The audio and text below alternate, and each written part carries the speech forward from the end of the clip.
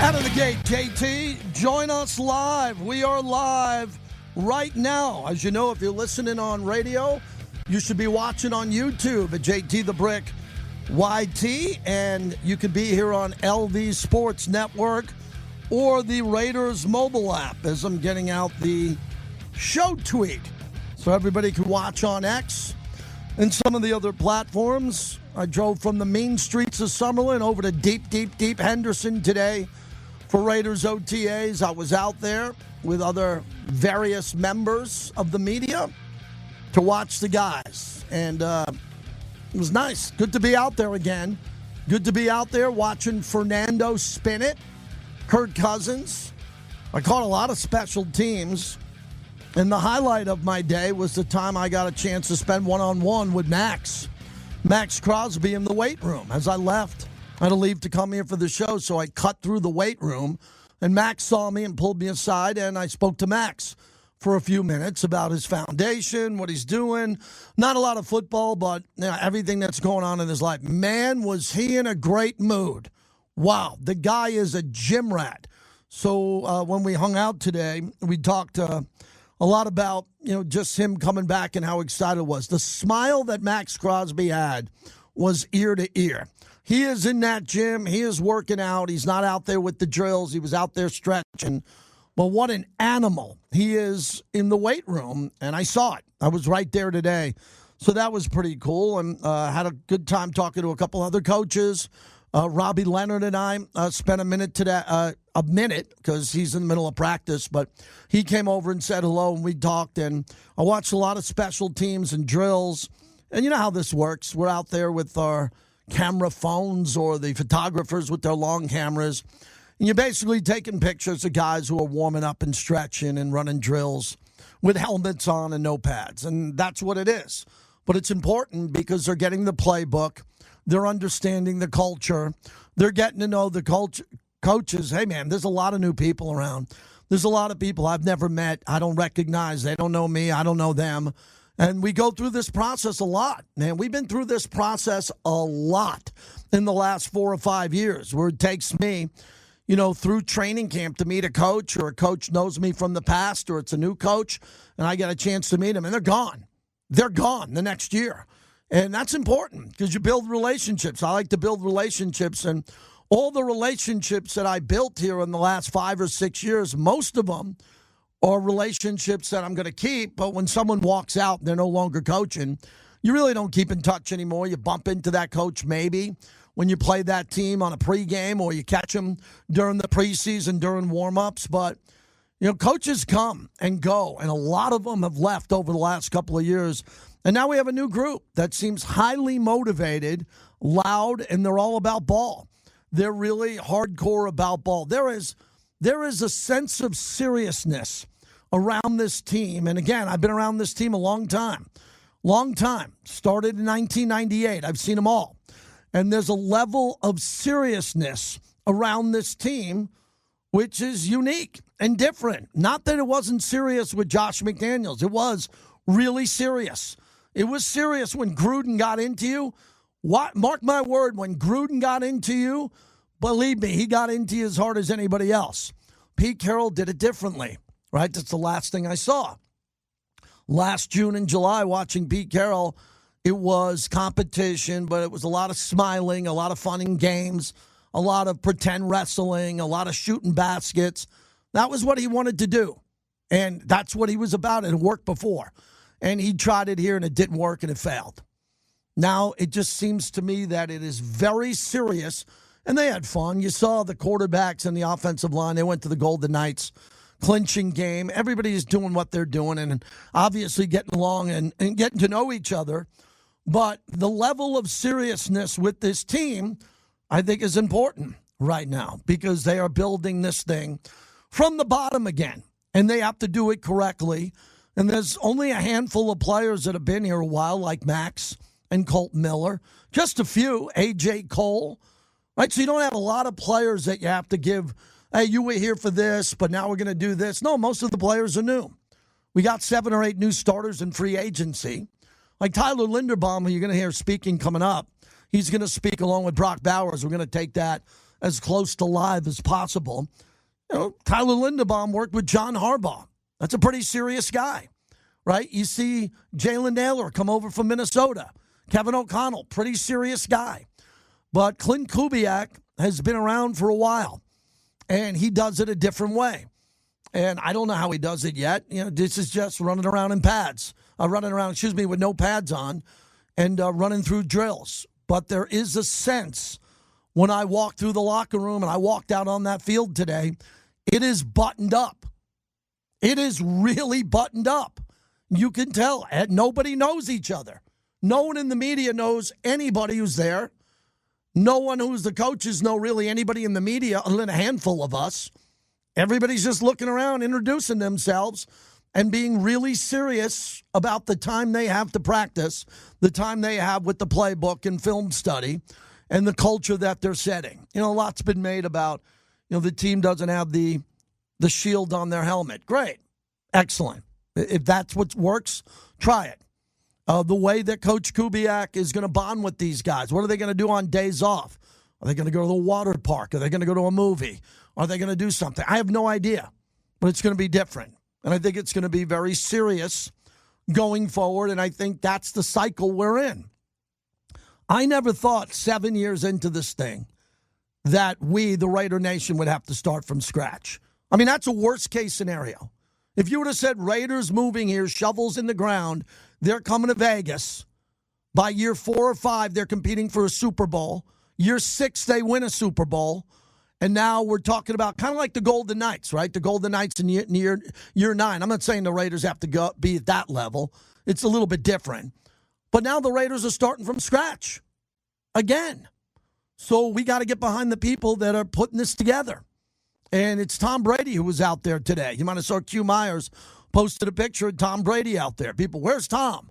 Where's Tom? I don't know where Tom is. He was out there today, right? So I'm sure he's deeply involved with what's going to happen today, with what they're trying to do and the culture that they are setting. It's really hard to think that you could come from a better culture. I'm just talking culture than Pete Carroll and Josh McDaniels. McDaniels came from the Patriots culture. And if you hate it, I understand it. That was Tom Brady's culture and Bill Belichick. So if you want to cherry pick Josh McDaniels and he's the guy you hate, well, Brady and Belichick was in that system with a guy named Mike Vrabel. And all those people that got multiple diamond rings. That culture worked. It did not work here. Pete Carroll had one of the greatest cultures in the last 25, 30 years. No debate. Go ask Cam Chancellor and Richard Sherman. Go ask them how that culture was in Seattle. It was brilliant. Didn't work here. Okay. Why? Well, you could write a book on it. Why didn't the culture work? You didn't have the right players. Yeah, part of it. The coaches tried to do it a little bit differently, and they wanted to do it, and it didn't work. Yeah, they all were blamed for that. And I've been telling you for months, it's time to move on from the past. If you want to talk about a certain insider who said the Raiders are going to win 10 games and they only won 3, you still want to beat up that guy on the internet and go in and say he sucks because he thought they'd win 8 or 9 games and he was wrong? It's time to move from the past of the recent record of this team. We don't have to rehash it anymore. It sucked. I was out there today. It's a completely different new time, new culture, new team.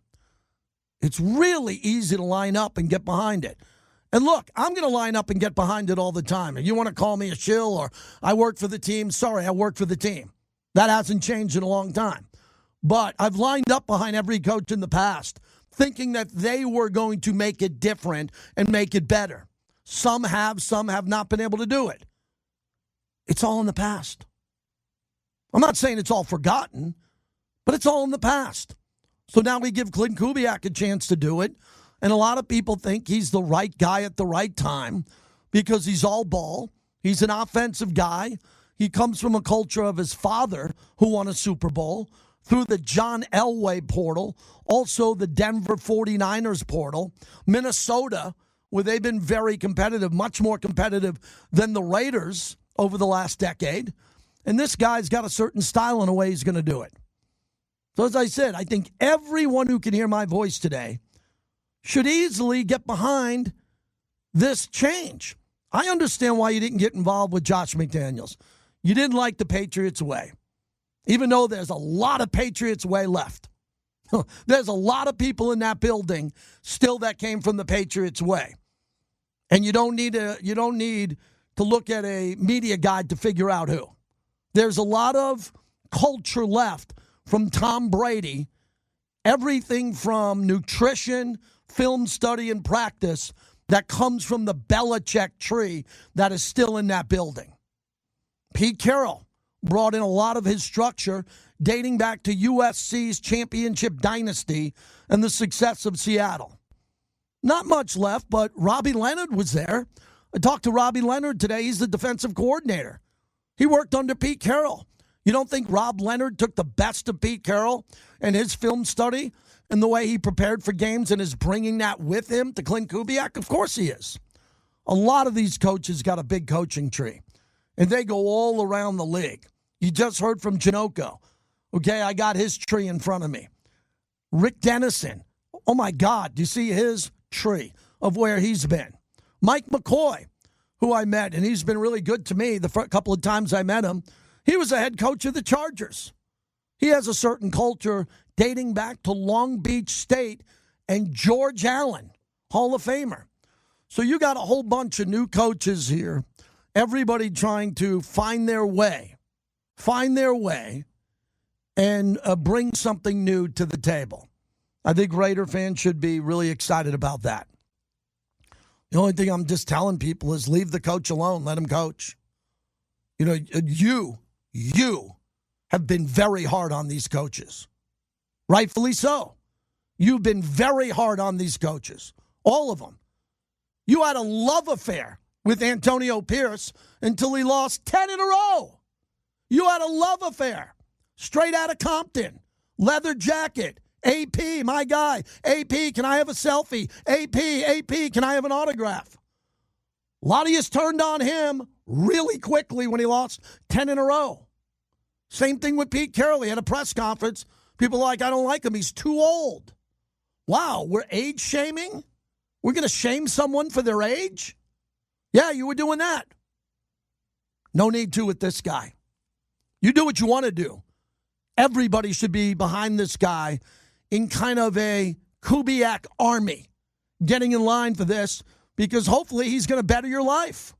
If you're a Raider fan in Modesto, in Fresno, in Oakland, in Los Angeles, in Vegas, you got to hope that Kubiak's the right guy at the right time.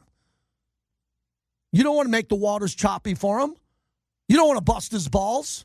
You don't want to get ahead of this and talk about what happens if he loses his first 3 out of 6 games.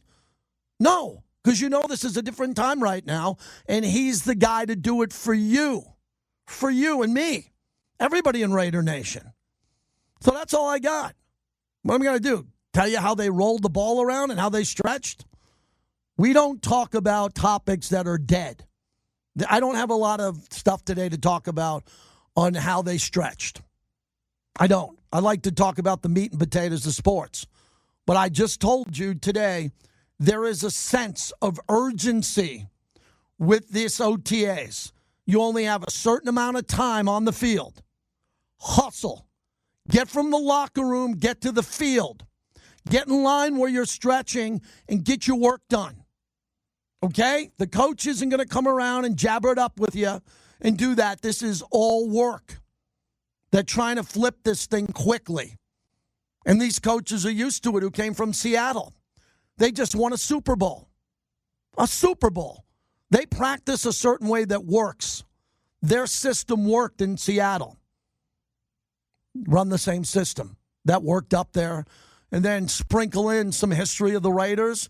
Bring some great alumni to the sidelines like Fred Biletnikoff, Charles Woodson, Marcus Allen. Bring them in. Let them speak to the team. Let them be around. Give that culture of the Raider history. Do it. But leave this coach alone. Let him coach. And let him figure it out. Because, who was I talking? I was talking to Levi today, Levi Edwards. And, the Mendoza topic's pretty big, right, for everybody. Everybody wants to ask a question or look at Mendoza. Where is he? Clay, it's like kind of like if you were going on a safari. If you're going on a safari and you have binoculars on a safari, you're not looking for the small little jackal to come by or, the zebra. No. You are looking for the king of the forest. And everybody's just looking at Mendoza. Yeah. And when I saw it today, it was it was Aiden O'Connell, it was Cousins, then Mendoza, at least when I was there. But everybody gets to the podium or around Mendoza, please, Mendoza. What do you mean, Mendoza? We got a whole team here. We understand everybody's going through this Mendoza cycle, which is obvious to see. And it's one in which you can find the response for it when you put a social media post of anything of his doing, taking a handoff, doing a quick throw. Yeah. It gets hundreds and hundreds of likes, and it goes all the way around the world. Everyone is doing that, and they're seeing this crazy reaction. That's not for nothing.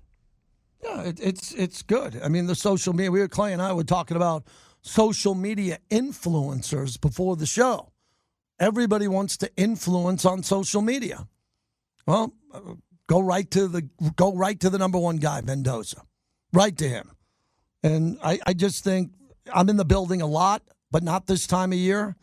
And I walked in there today, and when I walked out, it was really cool to cut through the weight room and for Max to pull me aside and to talk to him for a few minutes about a lot of cool stuff. And I'm excited for him. Really are. I mean, you think of what happened with Max this offseason. Woo. I mean, you look at what's happening with Max this offseason. Dropping music, right? Putting out new records, having big events. He's presenting an award at the Raiders Gala for mental health. He's got his event later on in June. We talked about his foundation for a bit. Everybody's on board. He was traded to Baltimore. Trade fell apart. He showed up at the Commitment to Excellence Awards, won 4 times in a row. I mean, Max has been through a lot. And he's one of the only players I know. I'm looking forward to getting to meet as many as I can. It really seems to be a good group of young men and new players out there trying to win for you in the Raider Nation. So if you want to hit on the Raiders, anything you want. We're going to play a lot of sound today. So I told Clay, once these guys start talking, we'll stop talking unless we have a guest, and we'll hear from them because you want to hear from the players, and we'll do that. If you want to get through, 702-365-9200. Also, I am all over the Golden Knights. So I'm talking the Golden Knights constantly now. Watch Carolina last night destroy Montreal. Watch out. Carolina's going to be playing Vegas. They're two very similar teams, very similar. They both check hard. They forecheck. They got really good players on all the lines. I mean, Carolina's first and second line is as good as VGK. It is. Maybe Vegas's fourth line might be a little bit better. Rod Brindamore, their head coach, works out 2 hours a day. I was talking to someone who knows him pretty well and I said, give me something for the show. He said, I'll give you something. Brindamore, who played for Carolina, now he's the head coach, he works out like 2 hours a day before the team gets there and with the team. Like he's ripped. He's got like a 12-pack. And if he sees any player take a shift off in practice or the game, they sit.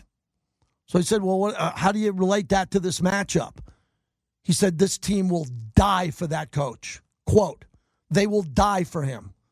There is not a weakness in the mental toughness of the Carolina Panthers. I think Vegas is mentally a pretty tough team, right? I think Vegas is pretty mentally tough. Mark Stone, Jack Eichel, Shea Theodore, they're tough guys. My buddy who knows hockey at the highest level says, these guys are tough. They have no quit.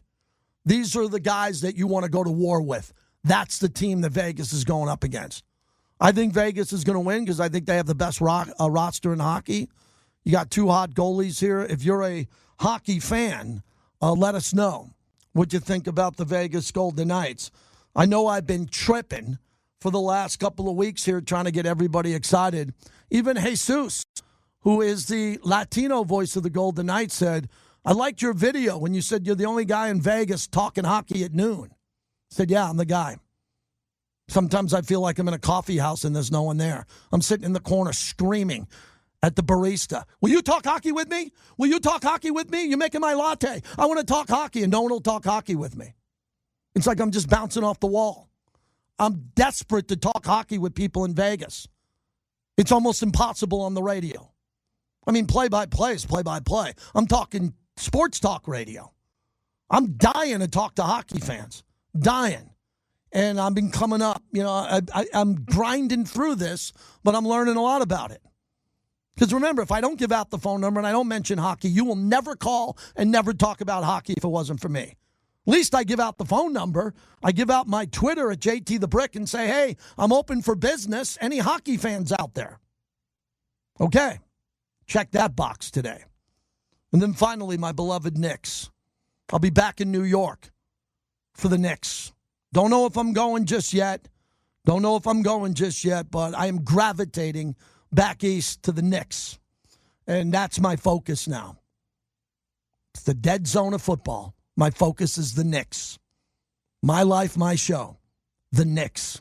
I need them to win. It's going to be unbelievable. Tonight we have a Victor Wembanyama game where I'm predicting ahead of time he has to have 35 points and over 15 rebounds. If Wembanyama doesn't have over 30 and 10, which I'm predicting 35 and 15, San Antonio will be eliminated. Wembanyama was an absolute no-show in the last game. He did the number one JT the Brick pet peeve. 7-footers shooting threes. Oh, my God. A 7'4" guy shooting a three. He was 0 for 5 from 3 because he shot threes. Because everybody thinks they're Steph Curry. Everybody wants to be Steph Curry. Oh, I can make a three. We know you can make a three. You're not allowed to shoot a three. You're 7 feet tall. Get your ass under the basket. Get your ass in the paint and play the way Kareem. Kareem could have made a three.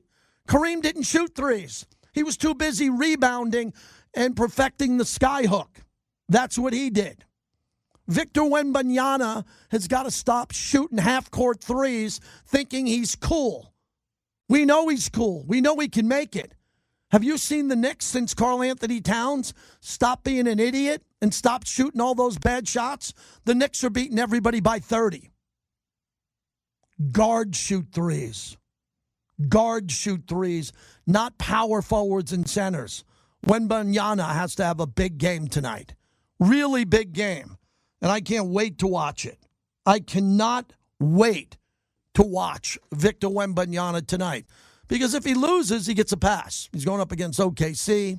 They're the defending champ. They got the MVP. No one's going to ride Victor Wembanyama out of San Antonio in shame. But if he has an iconic game and he forces Game 7, people will remember it. People will definitely remember the impact that he's having on the sport. So, man, we got a lot happening today. And Vince Sapienza is going to join us in about 15 minutes. Also, Wasted Talent will join us. We'll touch on the Raiders. But he's a big Knick fan like myself. I called him and said, hey, let's talk some hoops today. He can't wait because we're doing sports talk radio today. Say it with me. Sports talk radio. Hockey, basketball, football, baseball. Baseball, whatever you'd like to talk about. I got it all covered. I'm a full-service sports talk radio host. I can talk about anything with you if you absolutely want to talk and sound off like you got a pair. 702-365-9200. That's 24 minutes brought to you by Modelo, the fighting spirit of Modelo. The victories that Modelo has, and Modelo back with us, and we are thrilled about that. When we come back, more on the Vegas Golden Knights in about 15, 20 minutes. Vince Sapienza, who's embedded with the team, traveling with the team, coming back with the team, hosting this show, doing live hits on Fox 5. Wasted Talent next hour.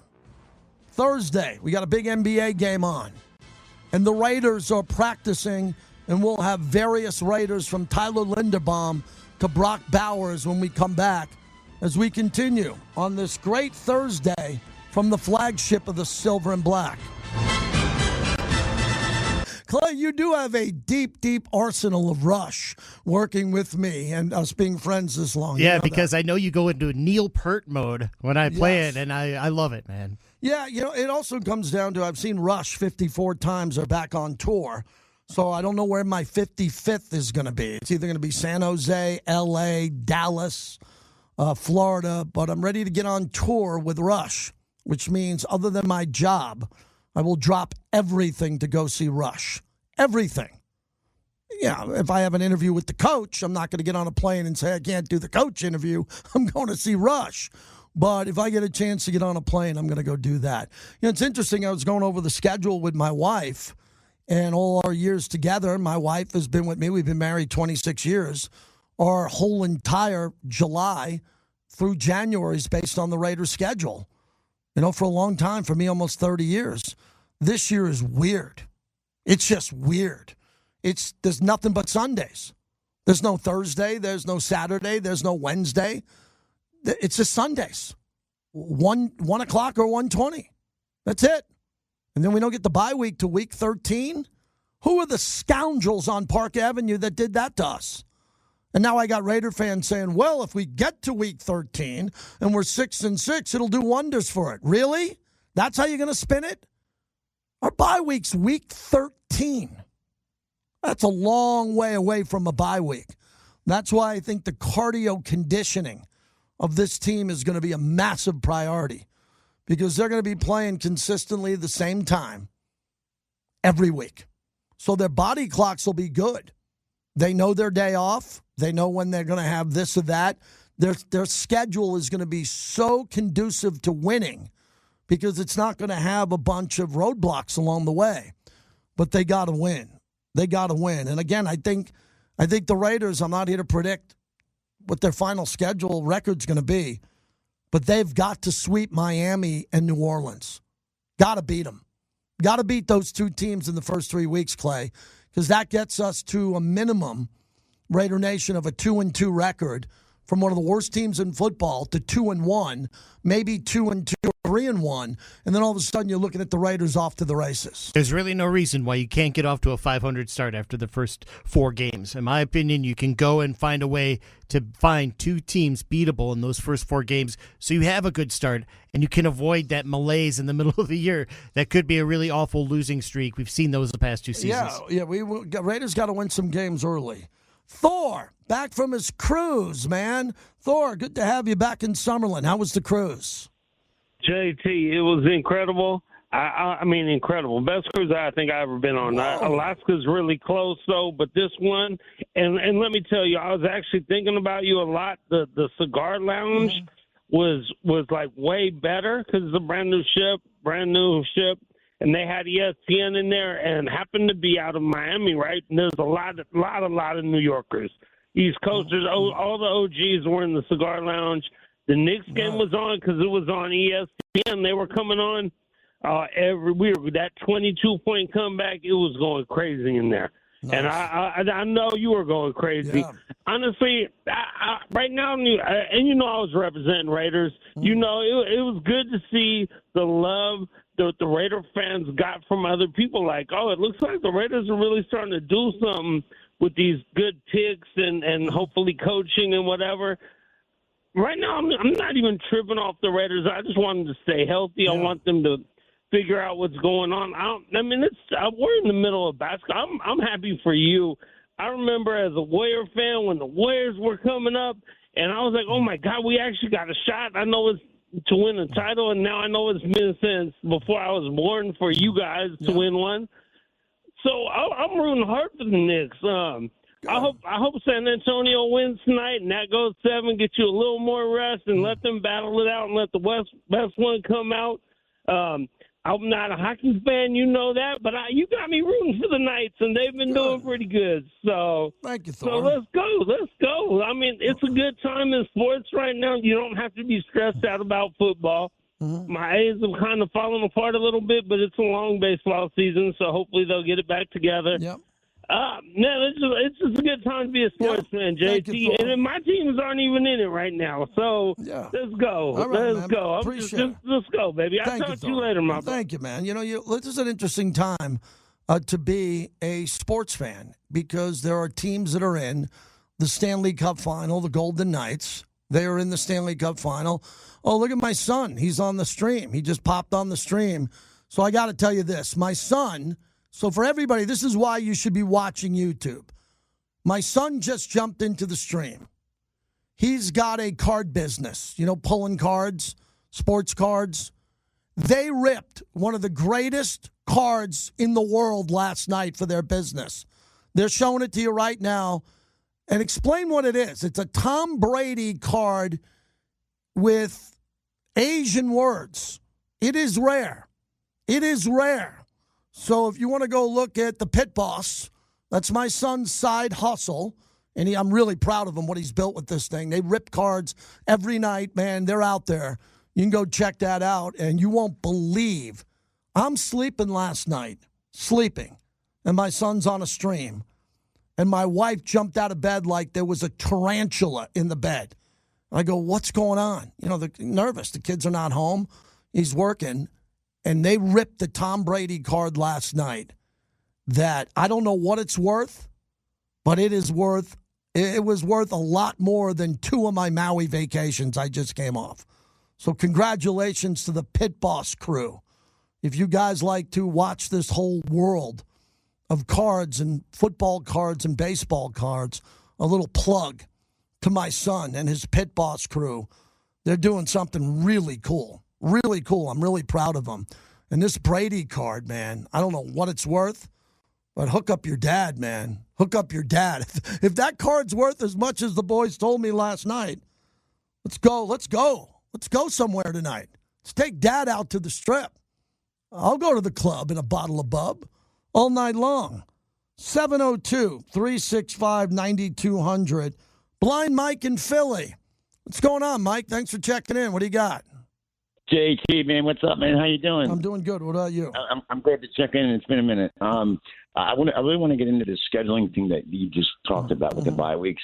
And I've argued this for years. I mean, just with my friends. I feel like the league needs a universal bye week. In other words, like let's say, whatever, Thanksgiving weekend or something, like where it's in the middle of the season, like where it's not, like you guys have a bad break when it comes to week 13, and I feel like it happened with my Eagles a couple of times where our bye week was at like whatever week 12, and I'm like, really, get over it. You know what I mean? Like there has to be a universal bye week for the league. I think we're gonna, Mike. I think we're gonna get. We're not gonna have a universal bye week because they have television and they need to provide television. But I think we're gonna go to 18 games here, not next season, the season afterwards. And teams are going to get 2 bye weeks with all the international games, and 2 bye weeks I think are going to make a lot of sense for a lot of teams. It does too. I really feel that way though, because it's like if you want to go to 18 games, I listen to other shows, and I listen to Florio and all that stuff. There's been talk about that, like with this 18 game setup. It'd be interesting to find out like what happens with these owners meetings, because. Yeah. They're battling with the Players Association. Okay, is the Players Association going to be like, okay, let's go to 18 games, but there's a lot of stuff that needs to be discussed. Yeah, there is a lot of stuff, and thanks for the call, Mike. They're going to have to figure it out, but we're not there yet. So we're not there yet, and I'm not going to put a lot of time into that, but do I envision a time where there's only 2 preseason games, and then there's an 18-game regular season with 2 bye weeks? Yeah, and everybody plays 1. We might get to the point where teams are playing multiple international games. Multiple. So that's how it's going to play out, and it's a television league. The league is dominated by television.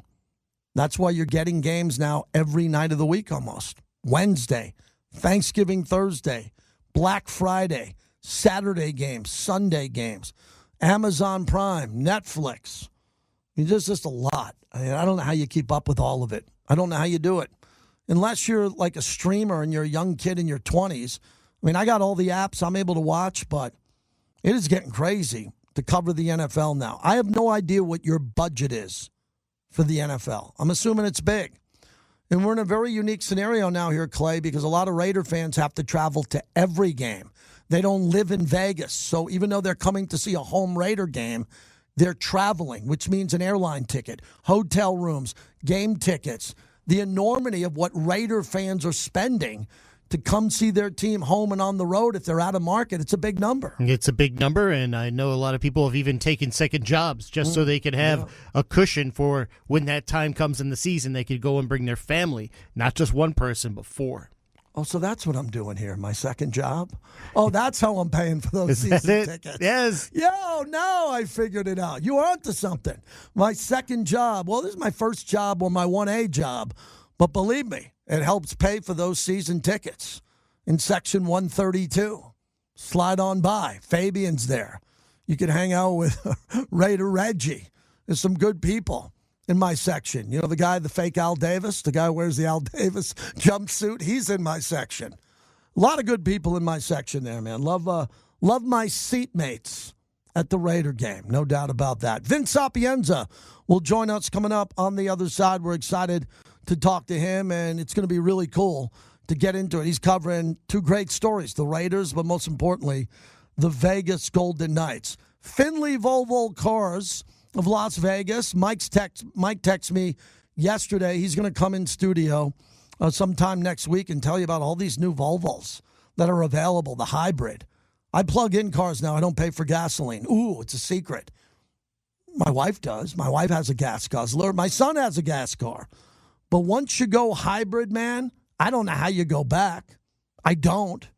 But Volvo has all these other cars, these hybrids, and you can look at any type of car, but they're safe. So we thank Finley Volvo Las Vegas.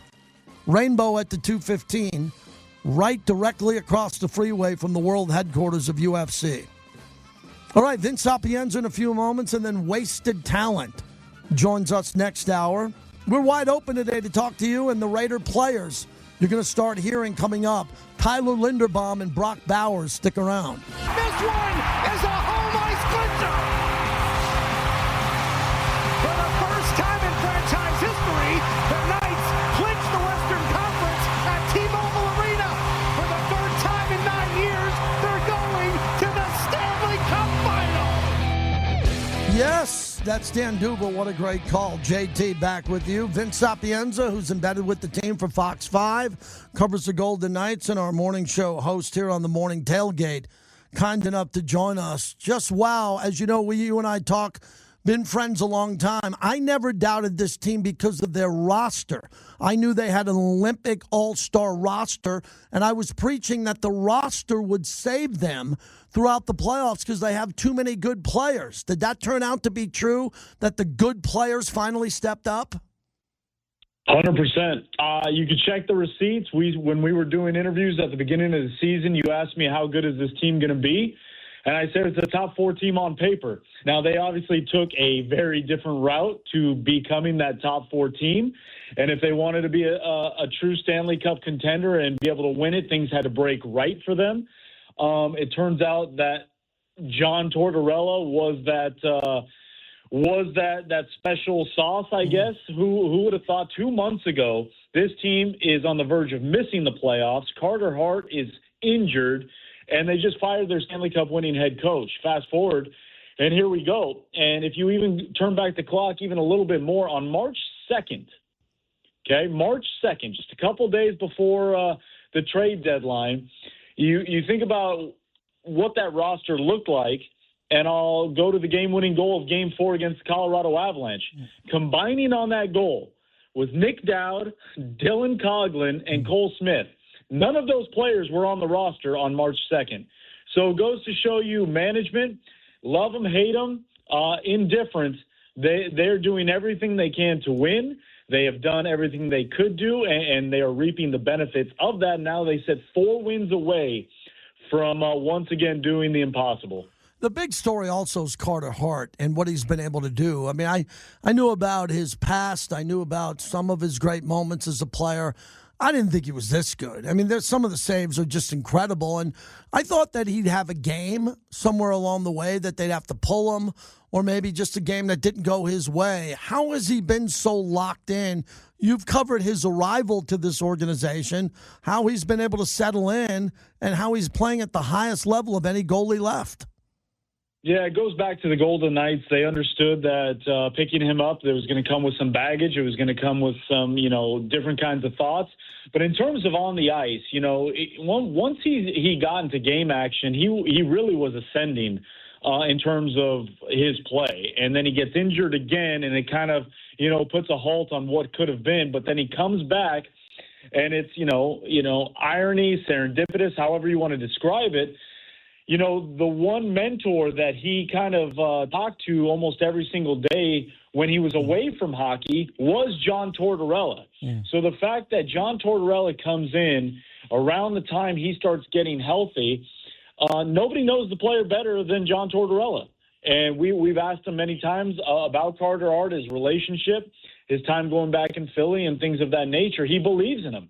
At the end of the day, he believes in him as a hockey player. Even when you go back to that Utah series, and there was a couple ugly games in there from Carter Hart, and Tortorella stood by him and said he's going to be better. I know the player. If there's one player in this room I know, it's Carter Hart, and it paid dividends because I said going into the Colorado series, I think I said it with you here on this show, JT. I said Carter Hart's got to steal a game, probably two, if the Golden Knights want to win. Well, he stole the first three games. Colorado outchanced, outshot, outdid everything analytically against the Golden Knights. The difference maker was Carter Hart, and his game only got better from 1 to 2 to 3 to 4. And that is a steadfast kind of confidence by his head coach. And I've talked to Carter about what that means to him. And, he's pretty buttoned up with his answers and what he wants to kind of talk about, but I can tell you, talking to him, that confidence from his head coach goes a long way, and not many goaltenders specifically, but even just players get that kind of vote of confidence from their head coach, and it's paying dividends right now for the Golden Knights. They're going to need it for one more series. Vince Sapienza is our guest, Fox 5 Raider Nation Radio. So one more hockey point I wanted to make. A lot of really good hockey insiders told me that Minnesota did a number on Colorado, really banged them up. The checking, the physicality took a little bit out of them as they came into the Golden Knights series. How are the Golden Knights after a physical series, but one that went short with Colorado? It's not like Vegas went 6 games or 7 games and a bunch of guys got hurt and were limping to the bench. Overall, with the time off that they're going to receive with the start time of the Stanley Cup Finals, it's all good, right? Everybody's ready to go, pretty healthy overall as a club? Yep, everyone outside of Jeremy Lauzon, the Golden Knights defenseman, is ready and accounted for. The team got yesterday off, today off. They'll be back at practice tomorrow. We'll see if Jeremy Lauzon is on the ice or not. He has not played since that Utah series, but relatively healthy. I mean, for healthy, I put that in quotations, right? Because obviously Mark Stone doesn't play the first 2 games of this series. He missed 3.5 games with a lower body injury. But the difference is the Golden Knights have experience of not playing with Mark Stone, which is why they were able to have success. Colorado, Cale Makar was everything, right? Mm-hmm. So him out of the lineup, they were really kind of they were trying to survive, if you will. The Golden Knights, the silver lining to seeing their captain hurt is they've had to go through it before. And I think that's, another testament to this team is they once again flex their depth. And it's not just their resiliency because they have that in spades, but they've been able to, weather the storm with different guys injured. And when you have such a top-heavy lineup of skill, with the Marners and the Eichels and Stones and all those things and the Shea Theodores, when you have those guys, you have other guys to pick them up. So that's what the Golden Knights flexed the most. When Stone was out, they were able to pick up the slack. But, these next few days are massive. They're definitely going to take advantage of it. And if it is indeed Carolina, that's going to be another black and blue bruising type series. So they're going to have to get ready. Yeah, let's assume that. And if we have to pivot because it's Montreal and they have a miracle, we'll do that. But it looks like Carolina, very similar, great forechecking team. A lot of people say it could be an ugly series where both teams won't get out of the neutral zone, kind of like the Devils back in the day. I'm not a guy that is going to debate styles that often, but both teams, similar styles, great top 2 lines there. But I'll say what I said against Colorado and Anaheim and Utah. Vegas has a better roster than Carolina. Carolina's got very good players.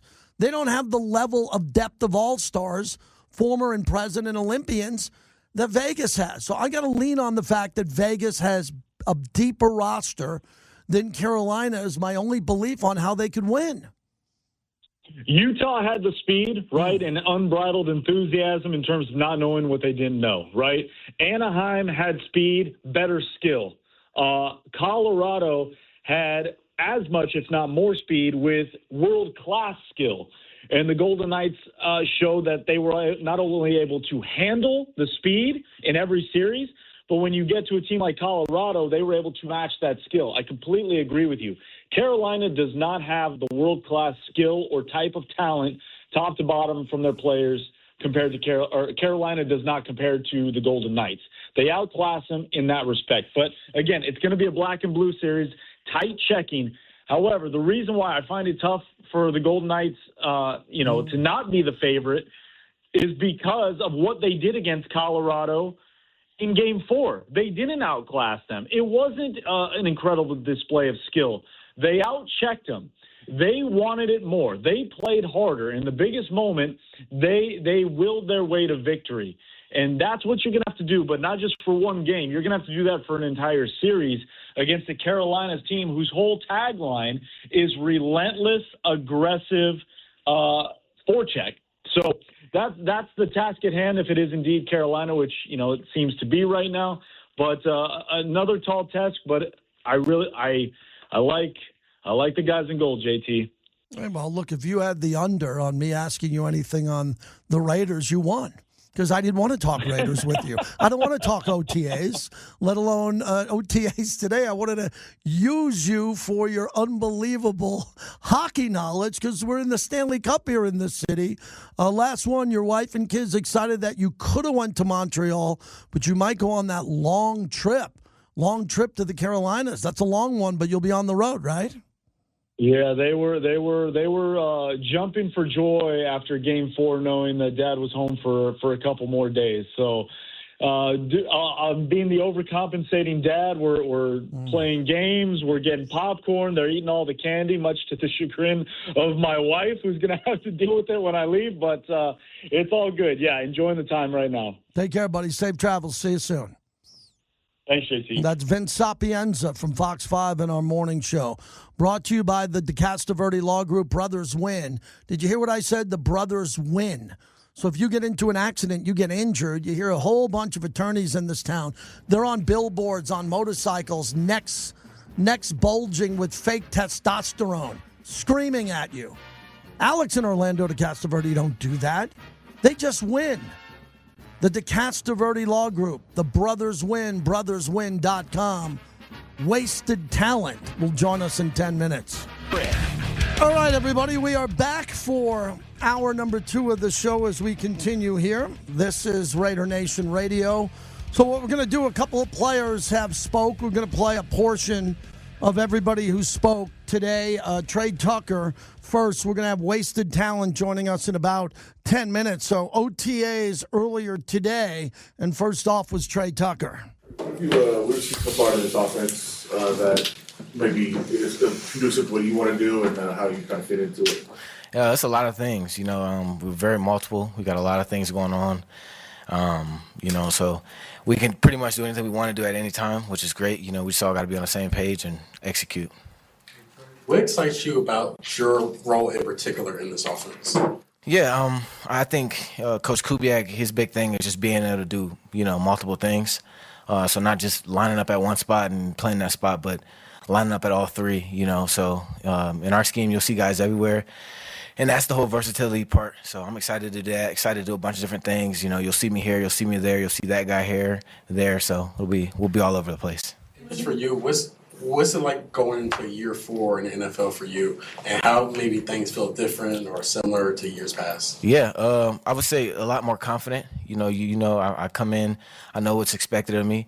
To me, it's a 365 thing. I work all year round at this. This is what I love to do. So I get to come in and work, and now I'm a leader in the room. So, my job is obviously to get the young guys going in the right direction and going out there and being the standard.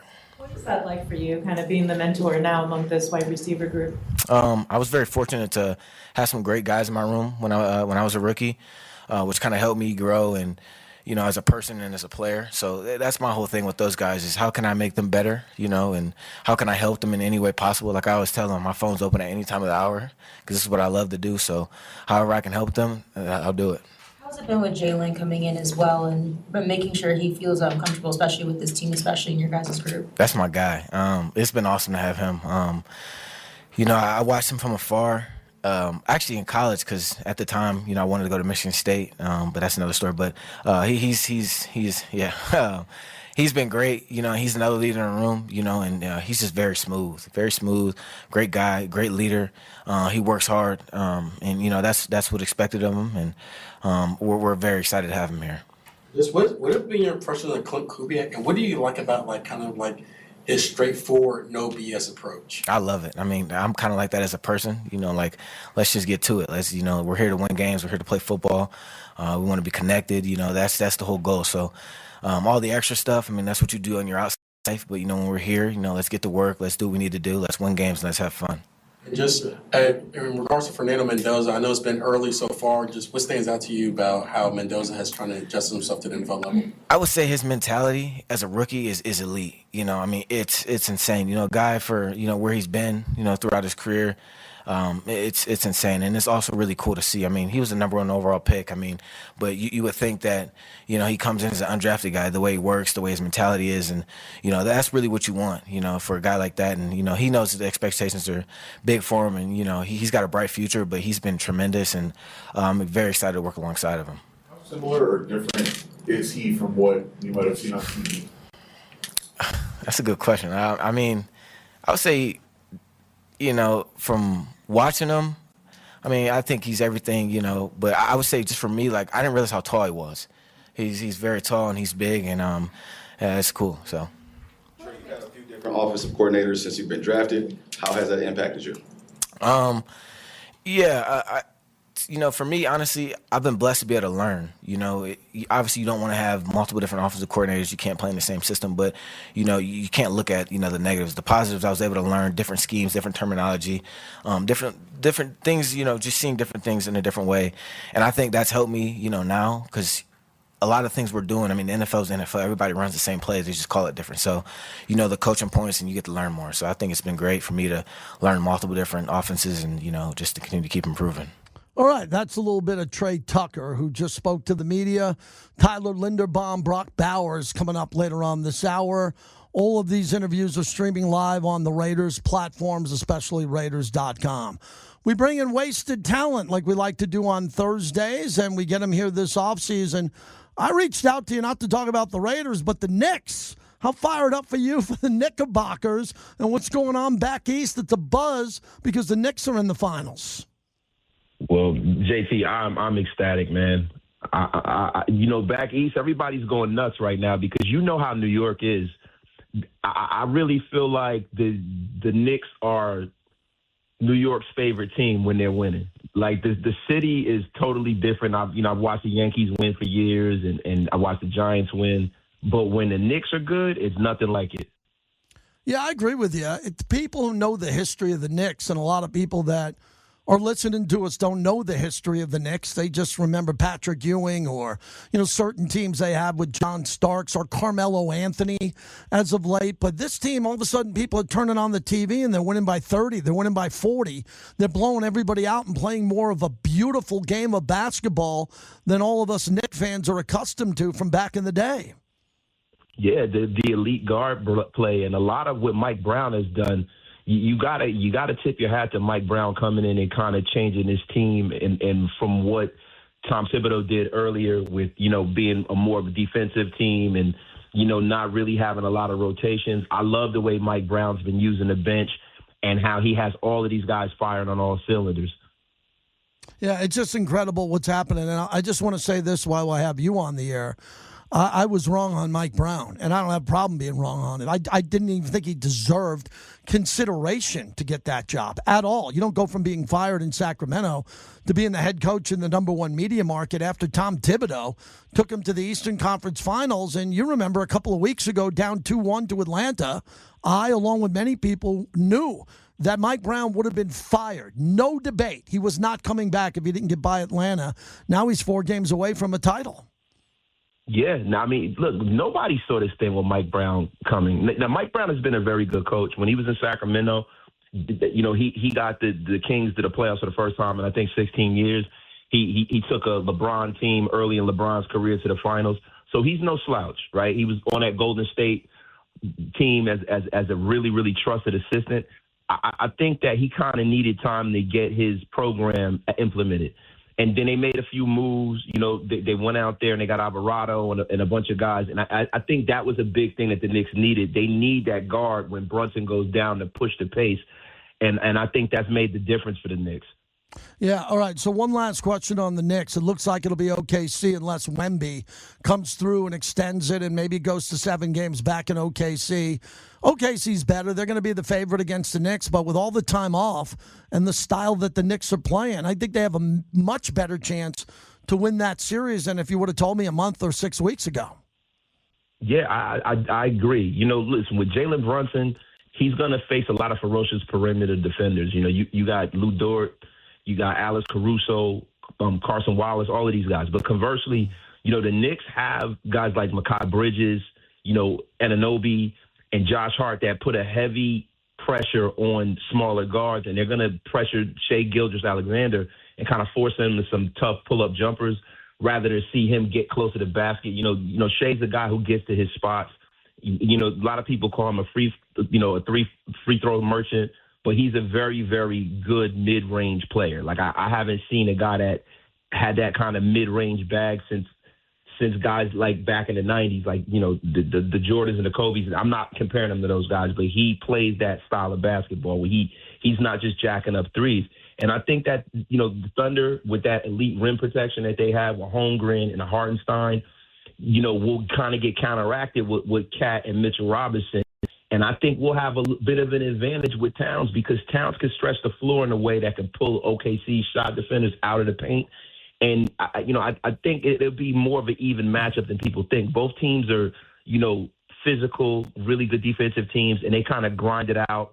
And in this playoff atmosphere, it's all who gets the last shot and who plays the best defense. And I think that the level that the Knicks are playing, the fact that they've gotten all of this rest and the Knicks are pretty healthy, I think the Knicks are going to, as a fan, I want to say my team's always going to win, but I really, really, really believe that the Knicks have a great shot to bring a championship home. It'll be the first one in 53 years. I mean, the Thunders have been managing injuries, and they have a bunch of absences, a lot of nagging issues for some of their viral scorers, like guys like Jalen Williams and Ajay Mitchell and those guys. And I really think that OKC's depth is going to be put to the test when they play the Knicks, especially with us having all this rest. Wasted talent. So we go to the Raiders. What content are you talking about? What are you looking at? There's not a lot from OTAs. All we care about is the health of the team. They're installing a new playbook. It's the Mendoza conversation. I was out there today. Throws a beautiful ball. I can confirm that. It seems like it's a different era of Raider football now with Clint Kubiak. It's really buttoned up. It's going to be quiet. There's not going to be a lot of gossip. Not going to be a lot to say on this team until we see them at camp and we head into the preseason to get a better understanding of the Kubiak roster. Yeah, I mean, this has been one of the most uneventful off seasons as far as from a drama perspective that I've ever seen, and that's a great thing, right? And you know, most of the talk has really been about that wide receiver room. You know, a lot of people say that it's a bottom third group. I don't believe so. You know, I believe there's a lot more potential than people would like to see. And I know you got to see it on the field, but I'm really, really excited about Naylor and Tucker and you know, all of these guys. Dante Thornton. I've been hearing how Jack Besh has been looking phenomenal. He looks like a specimen. So I'm just ready to see how that wide receiver group comes together. And I also want to see the assortment of offensive linemen that they choose to go with. You know, I've heard a lot of great things about Trey Zone III.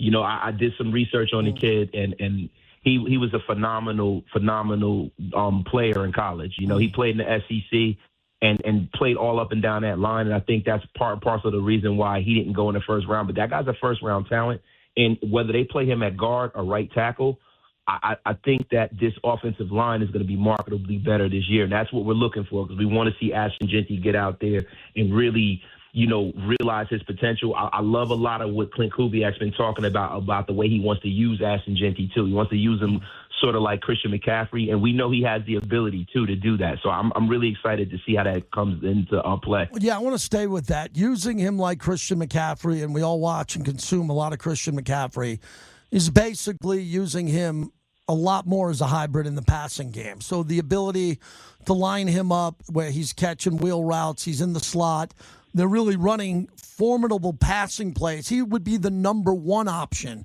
He wouldn't be a check down where they would draw plays for him. Maybe it's 3 a game, maybe it's 4, maybe it's 1, I don't know. But the focus is getting the ball to Ashton Jeanty in space, something that rarely happened last season. Yeah, I mean, it's hard for anybody to be successful when you don't really have a true plan up front. Football games are won at the offensive line. Football is played with big, strong guys that impose their will on the other team, and we really did not have that, and I don't think we're going to have that problem this year. One thing I'm also excited to see is how Mike Washington Jr. comes into this. Right, like how are they gonna? Is that gonna be a 1-2 punch like we've seen back in the days when we had Darren McFadden and Michael Bush? Like I'm super excited about this running game because the running game is gonna open up everything else. It's gonna help Brock Bowers get loose this year. I think Brock Bowers is gonna have a career year this year.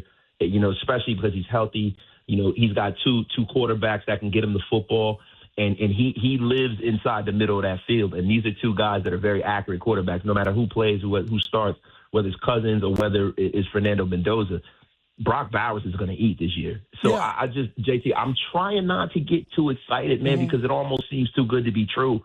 But this is not like a homer call here. This is actual football reason here. Like the Raiders are really turning the corner. I just can't wait to see it all come together. Wasted talent as we wrap it up. If we're going to connect the dots here on Bowers having a career year with Cousins starting, the only way Cousins is going to stay on the field is feeding Bowers, correct? I mean, to me, it's the biggest Captain Obvious topic. There's no way that Cousins can hold his position and hold it and keep it away from Mendoza without going to Bowers on third down and keeping the chains moving. So I would think that this Cousins-Bowers connection over the next couple of months is going to be essential if Cousins wants to stay on the field and keep Fernando Mendoza as a backup.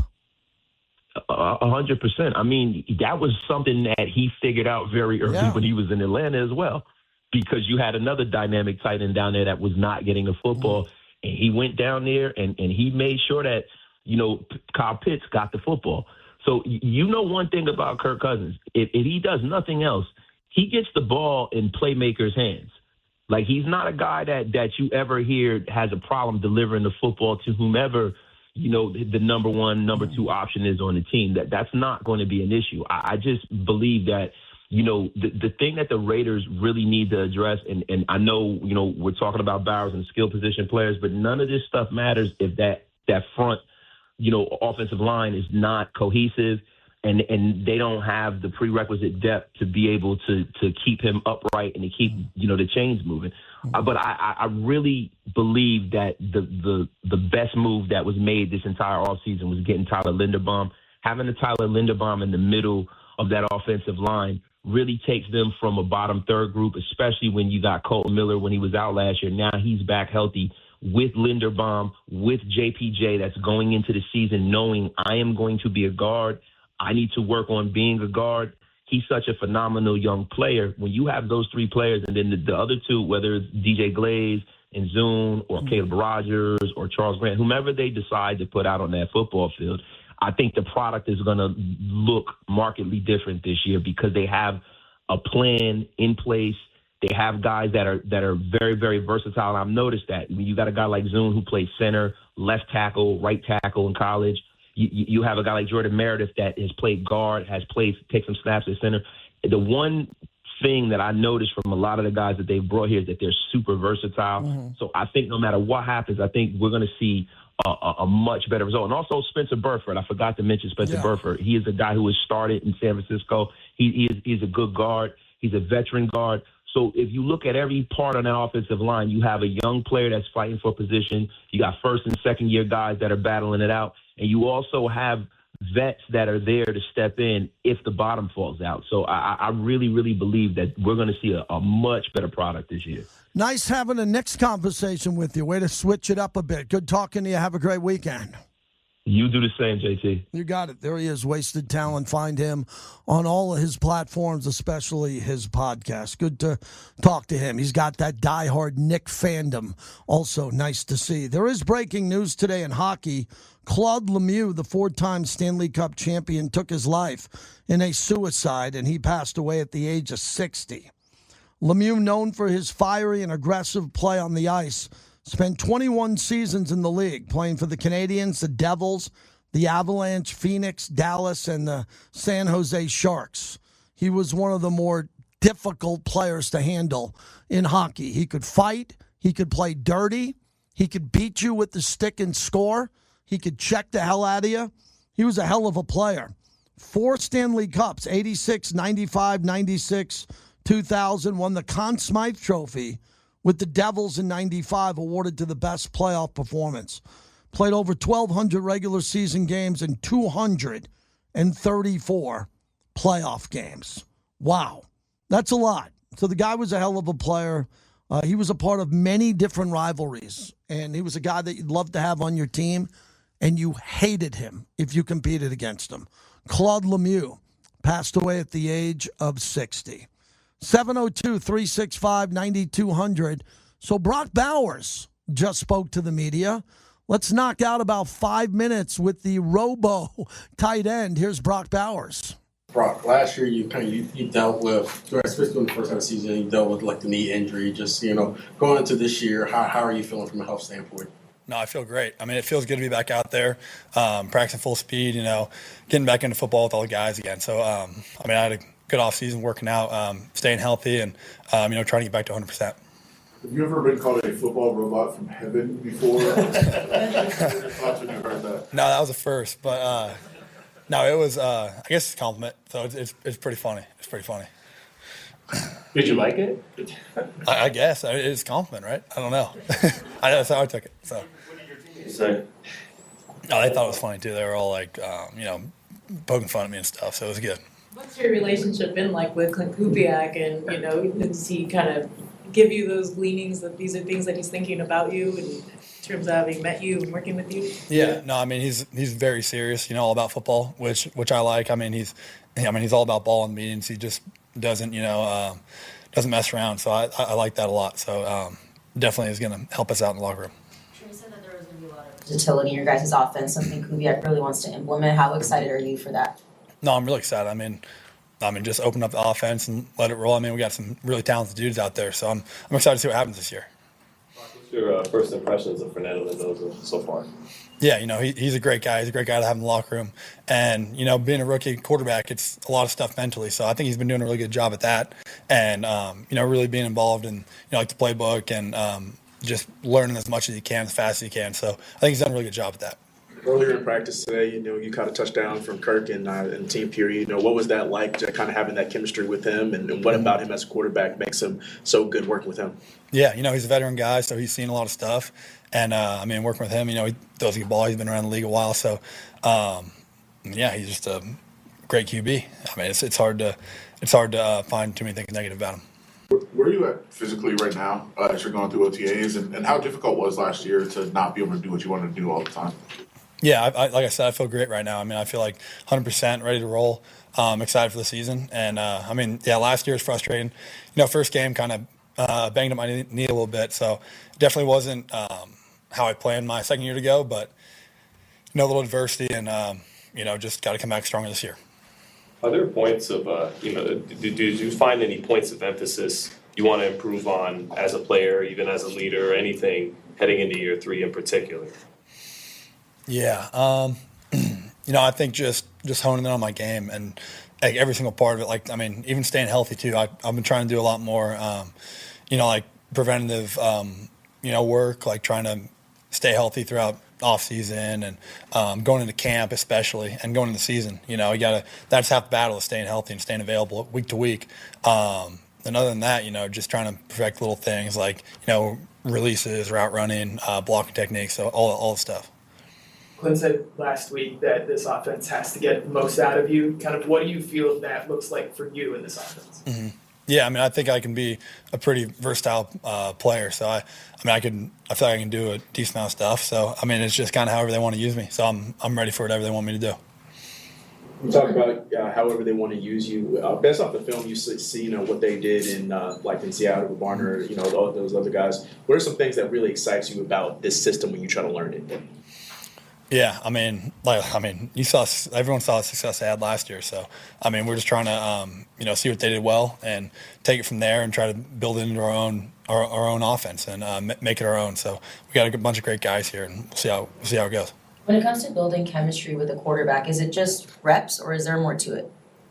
Yeah, I think a lot of it's reps. They got to know kind of what you're thinking when you're running the route, talking through it afterwards in film and just throwing the ball and catching the ball. I think the QB just needs to see the way certain guys move and, just get connected that way. You talk about going over film, like after practice, you go through routes, things like that. Have you noticed Fernando kind of asking the right questions, and is that like something maybe encouraging as you kind of communicate with him? Yeah, like I said, he's trying to take it all in, and they have all those rookie meetings after practice, so they're all swept into those. I'm trying to think of an example, but no, he's been great. Like I said, mentally he's all there, and he's all in. Brock, whether on the field or off the field, what has been the biggest change you have noticed this offseason compared to offseason past?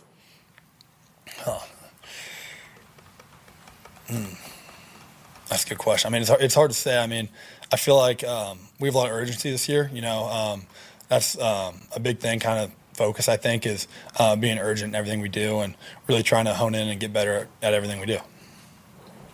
You talk to Tom at all, or pick his brain about what Brock did with him, or has he offered that up at all? And have you found yourself talking to him more heading into this season and the beginning of this off season than in the first 2 years?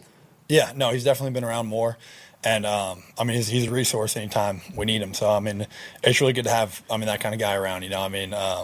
Like the GOAT. So it's great to have him around and be available with any question we have. Do you think there's any more acting in your future after the Step Brothers? No, probably not. It was brutal. All right, so that's Brock Bowers. Wanted to get you that. If Brock speaks, you will get that here no matter what time I'm on. So that's Brock Bowers. Asked about the robo question that Clint Kubiak talked about him being a robot, football player, all that. He made light of it. Really good guy who wants to have a great year. Did you hear what he said at the end about a sense of urgency? Brock Bowers is not here to waste 3 years of his legacy not winning. So when any Raider fan stops you in a bar or in a parking lot and says, well, the Raiders are rebuilding, say no. It's disrespectful to Brock Bowers. Brock Bowers did not join this organization for 2 rebuilds. He's not here to rebuild. He's here to win. And win every game, every single game. So I always say that. That's the way I'm wired. So it might take a little while to win at the level that championship teams win. That guy is hungry to win. Tyler Linderbaum also spoke. We'll play a small portion of that when we come back on the other side. We are brought to you by the M Resort Spa and Casino. Charles Woodson had a great event there. Texting back and forth with our partners at Woodson Bourbon Whiskey. Charles was at the Raiders golf tournament, and he was over at the Raiders Tavern signing bottles of his Woodson Bourbon Whiskey, which fans love. Charles has a great time coming to Vegas, and we are proud that Charles Woodson and Woodson Bourbon Whiskey is partners of us right here at Raider Nation Radio. With each other to grow ourselves and using veteran leadership, whether it be quarterback, tight end, receiver, some of those guys have played a lot of snaps, helping younger guys within their position group, with also within the offense. That's Andrew Janoko talking about Tyler Linderbaum, JT, as we continue here. And we want to thank all of our great friends who are our supporters here. We thank everyone over the weekend and on Fridays and all my texts, to all of our partners. The Black Hole. Want to thank the Black Hole, and the Black Hole is now starting to activate their off season, so you can become a lifetime member for about $60. I would encourage you to become a member of the Black Hole so you can get included as a member of the Black Hole with everything they do. Go to theblackhole.com there for all the information. Really easy. Once a member, always a member. Become a member for life, and I really think you'll enjoy that. West Coast Raider is in West Perth, Australia. How about that? Go ahead. Good to hear from you. Good morning, JT. How are you doing? I couldn't be better. Thank you. Fantastic, mate. I've just got a quick statement and then a question, if I can. So, JT, I'm thinking that Fernando Mendoza is going to start the first game of the season against Miami. The reason I think that is I don't think they're going to get a better opportunity to get him ready for that first game than what they've got at the moment. And I guess my question is I hear a lot about his intelligence. Is he smart enough to install 2 or 3 game plans straight away and have him ready for those first 2 or 3 games? Yeah, I think he can. I think he can. That's a really good point because of the Miami game, New Orleans, the opponents, the rosters there, the Charger game mixed in. I really believe you're onto something. I think that you're going to see a team, especially on the defensive side, with a 4-3, 3-4 alignment that's going to have a bunch of different looks with their nickel package, what they do in the dime. I think they're going to be a team ready to change it up compared to the quarterback they face or the defense that they're facing on offense. This is a really sharp coaching staff. The other question I had for you, JT, is for someone coming across to their first Raiders game this year, J-Lot or the VIP tailgate? What would you recommend? Listen, man, I appreciate the call. I don't want to get too politically involved with tailgates. That's why I promote the Black Hole. Thanks for the call. They're a partner. And when you come out here, just reach out to me. I'll come meet you wherever you're at. I got to tailgate early because we're live at the Torch, 90 minutes before the game. So my tailgating is early. And the Black Hole has got some breaking news on what they're going to be doing tailgating. But you always find your friends in tailgate, man. That's the one thing that they'll never have here in Vegas that we had in Oakland. Oakland had the best tailgating in the world. That's not going to be the same here. People want everybody inside. You can find a good tailgate. Don't get me wrong. There are good tailgates, but it isn't Oakland. So whatever you want to do, a lot of people want to tailgate inside and get inside. But make sure you reach out when you come here. Love to hang out with you and have a beer. From West Perth, Australia, Tyler Linderbaum was the final player to speak to the media. Let's take a few minutes of his conversation at the podium.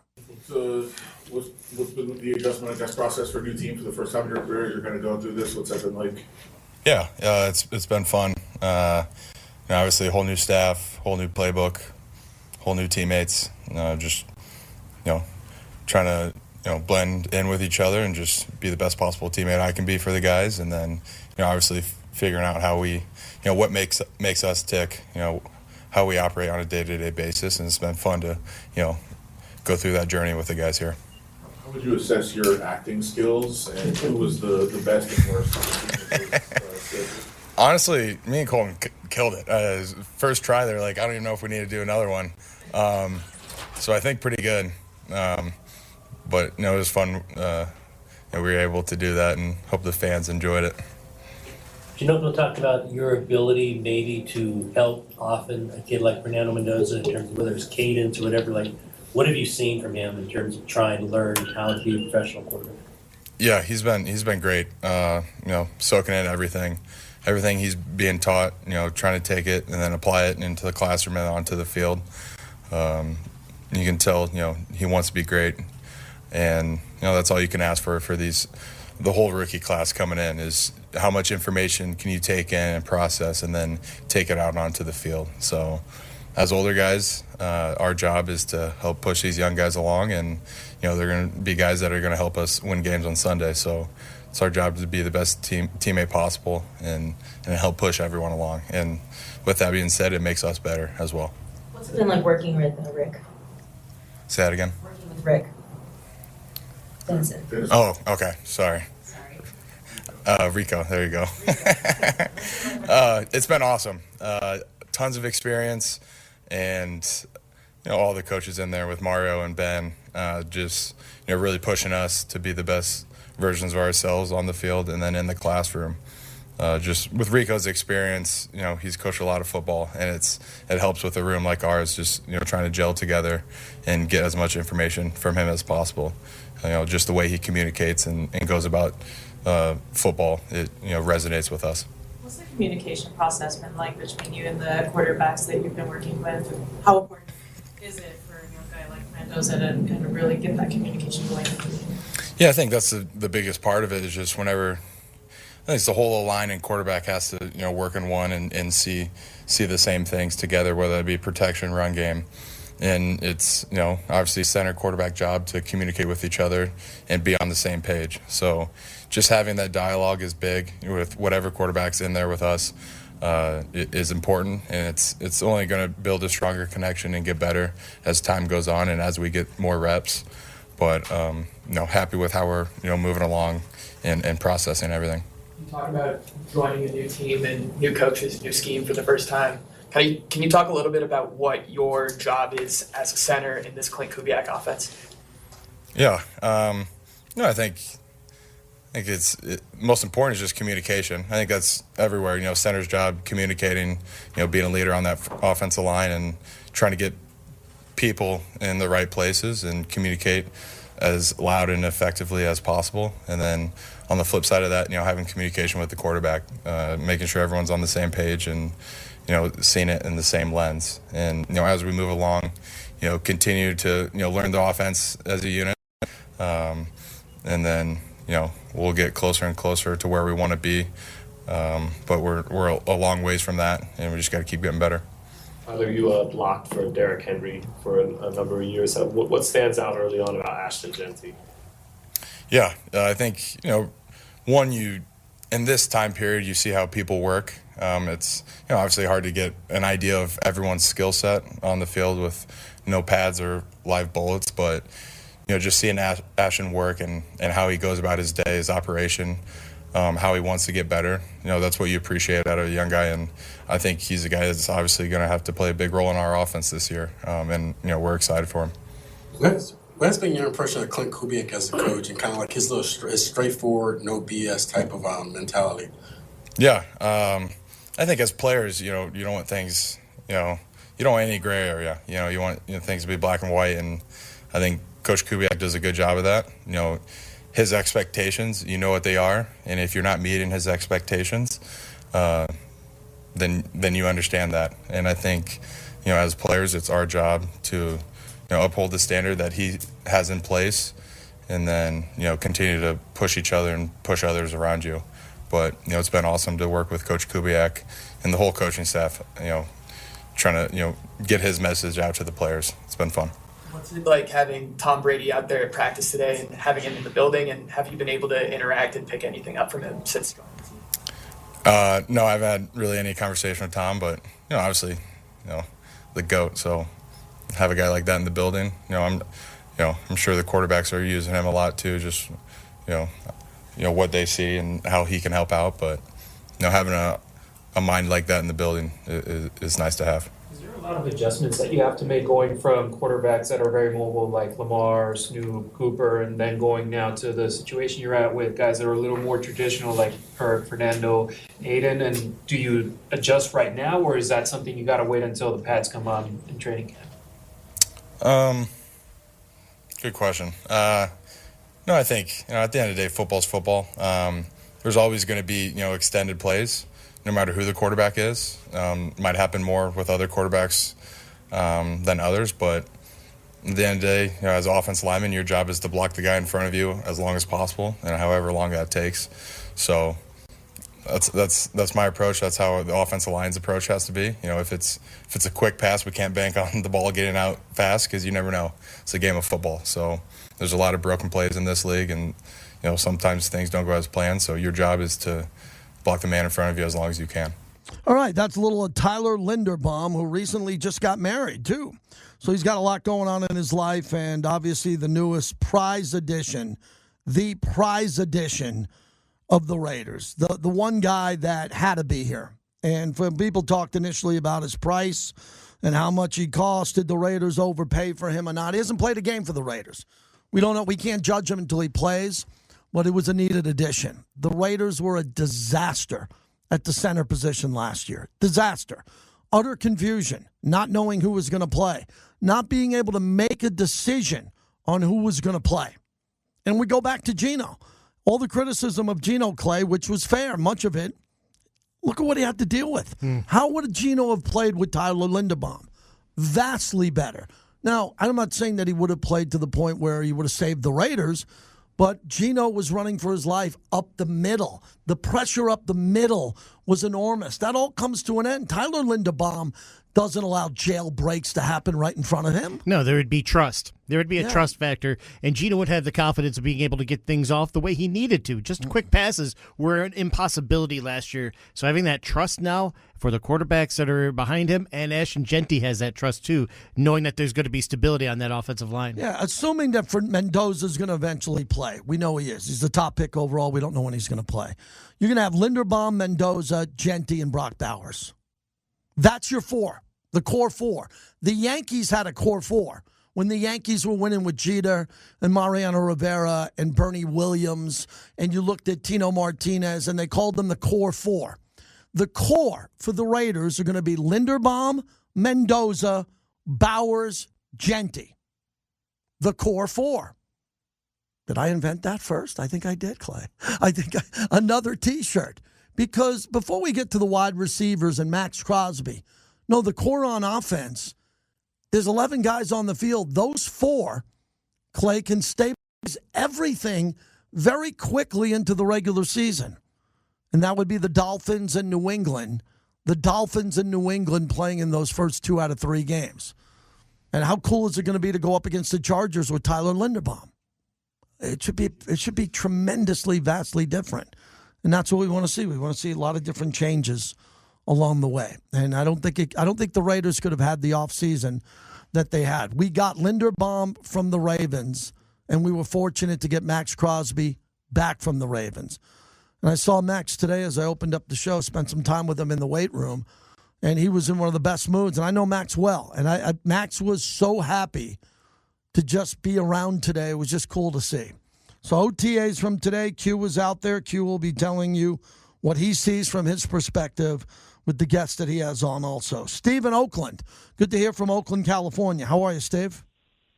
Hey, good, JT. Hey, listen, I can't wait for Mendoza to be our starter. I mean, he is the future, and I love, like most Raider fans, I love everything about him. I would like to mention a little bit about Aiden. According to Levi Edwards in camp today, he's thrown 3 touchdown passes. It must really be like a bad movie for Aiden, really, with us as a Raider fan, that just plays itself out over and over again. Every year, the coach has his guy. The contract dictates who's going to start. Then the guy comes in, Jimmy G, Minshew. You can go down the line. Now Kirk. The contract and the relationship with the coach dictates who's going to start. So Kirk's going to start. And then we're going to do we're going to come out the gate however we are. And then Aiden, at least the last 3 years, has come in to give us some respectability by coming in and, basically doing real well, throwing more touchdowns and interceptions, bringing us some respectability with wins after the ship's already sank. I'm just thinking as a Raider fan, that even as a Raider fan, I think our karma dictates let's set this guy free, either cut him or trade him, for whatever we can get for him, and let him live his life, because he's gotten a bad end of the stick for the Raiders every single year. Yeah, I'm not going to argue that point with you. Thank you. I appreciate it. That's a really touchy topic because you're a football player. Ken Stabler had to go play in the Continental League. Ken Stabler had to back up Blanda, and he had to back up, when you look at the legends, Darryl LaMonica. So Stabler was a star. He went undefeated at Alabama. He didn't start. And I'm not comparing Aiden to the Snake. I mean, the Snake's at a different level. But to say, let's let Aiden go for free, you got to get something out of Aiden. He has too much value. Aiden has too much value in the Raiders building that if you're going to move Aiden O'Connell, you have to get something for him. Now, what is that, a 5th-round pick? I don't know. But look at what's happening around the league now. If a quarterback gets injured in camp, I'm talking a starter, just gets injured one day, and I hope that doesn't happen. I don't root for injuries, but someone pops an Achilles, someone tears a knee. Aiden O'Connell could be the starter on multiple teams. So I think the Raiders are going to hold back. But I agree with what the caller said, Clay. Aiden O'Connell deserves to play somewhere in the league. He's not a third-string quarterback. As of today, I was out there. He was getting higher reps than third string. But in theory, he's a third-string quarterback behind Cousins and Mendoza, unless anybody's nuts enough to say that Mendoza's our third-string quarterback. He's somebody that could be very reliable. And somebody that, as you're looking at two quarterbacks right now, don't forget about the reliability of what Aiden could offer you, at least down the road, as somebody that might be needed down, after injuries occur. Maybe around the league or right here in Vegas. One thing about Aiden is that he's still young enough that he can provide a team a very serviceable backup or even a plan for going forward this year. So that's a major asset in this building. But I love the fact that ever since Kubiak came in this year, he's remarked how good Aiden's been in the building and how helpful he has been, and grasping his offense, another plus. Yeah, no doubt Kubiak's excited to have Aiden around. And look, if the Raiders didn't get Kirk Cousins, let's say that Kirk Cousins got a better offer. He wanted to be the starter for the Cardinals. Cardinals need a starter. Or the Jets, right? The Jets went with Geno. What happens if the Jets wanted Cousins and we didn't have Cousins? I'm okay with Aiden starting the season off before Mendoza. I would have been fine with that. It wouldn't have lasted long. But what happens if Aiden was the starter and Aiden opened up against Minnesota and New Orleans and went 2-1? You could put in Mendoza whenever you want. I don't think there's a big difference between Cousins and Aiden, skill set wise, other than Cousins knows the playbook vastly better.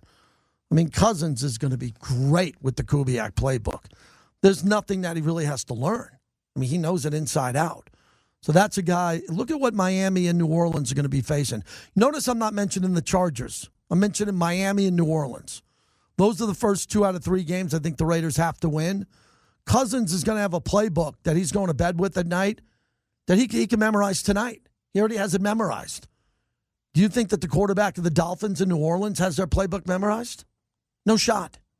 So the Raiders have an advantage in the quarterback battle with Kirk Cousins, who's near the end of his career.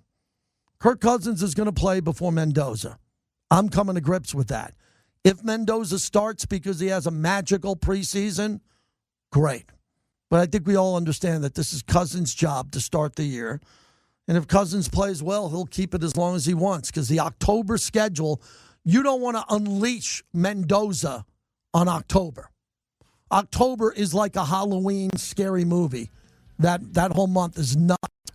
You don't want to have Mendoza to play that unless it's necessary, unless he has to due to an injury, and we don't want to see any injuries. Thanks to Clay, Wasted Talent, Vince Sapienza. Fun show today. Good to be out at Raiders OTAs over at Raiders headquarters today. Listen to Q Myers. He joins us next. I'm sure he's got a great lineup, as he always does. No show tonight. We're back tomorrow, and we'll do it again tomorrow on Friday.